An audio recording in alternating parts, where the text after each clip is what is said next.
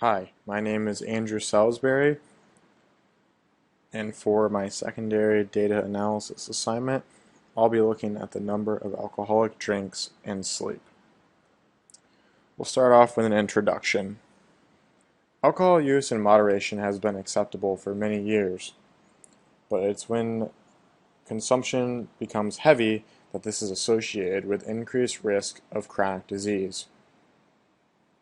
3.8% of global deaths and 4.6% of global disability is attributable to alcohol use. Studies have shown a relationship between the average volume of alcohol consumed and disease burden. As for sleep, there are mixed results on alcohol use in sleep. Some studies show that there is an inverse relationship between the number of drinks per month and daytime sleepiness, while other studies show that males who consume more than 7 drinks per week had reduced sleepiness during the day. The purpose of my study will be to determine if there is a relationship between drinks per day and sleep duration in my sample. In the methods section, I'll be discussing data collection, sample variables, and statistical tests used to analyze my data. For this study, I used secondary data from the Behavioral Risk Factor Surveillance System. This was a national phone survey that was performed in 2014. This survey utilizes home and cell phones to contact participants. The sample consists of U.S. adults who are 18 and older and owned a home or cell phone in 2014. For my variables, I chose alcoholic drinks per month as the independent, with hours of sleep per night being the dependent. For statistical analysis, I chose a correlation and a linear regression. This will be used to determine if there is a relationship between alcoholic drinks per month and hours of sleep per night. My statistical analysis showed no correlation between the two variables. With an R value of 0.002 and a p-value of 0.461, we can conclude that there is no statistical significant relationship between my two variables.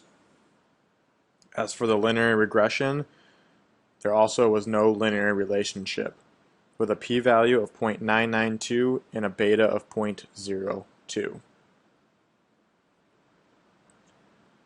The results show no relationship between alcohol use and sleep per night.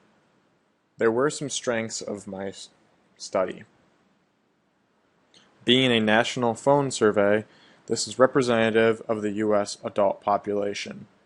There were a large number of participants, which give greater power to my analysis. This also being an annual survey, we will be able to further trend results in coming years to further analyze for a relationship. Being that this was a phone survey, there are certain limitations that I will discuss. Given only certain people actually own home or cell phones, those who do not own phones could not be reached for this study. With my variable of alcoholic drinks per month, we are asking individuals to think about a number of drinks in the past month. This introduces recall bias, as we may not actually remember the exact amount of drinks per month. The same can be said for the hours of sleep per night, as there was no set standard on how to calculate or measure the number of hours of sleep per night. Given a large number of individuals who did not answer these questions or answered I do not know or I do not recall, I was forced to recode 364 individuals as missing, and these individuals were excluded from my results. Moving on to the meaning of my results showed no relationship between the two variables.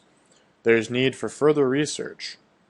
I think that further research is needed on subpopulations and further breaking down into men and women, as men and women both consume and digest alcohol differently. Further, as included in the limitations section, my results excluded anybody who did not own phones. Further studies should be conducted in order to an attempt to reach those who do not own phones. Further studies also should utilize a better tracking or measurement system to understand the amount of sleep per night. Here are my references, and please feel free to contact me with any further questions you may have. Thank you.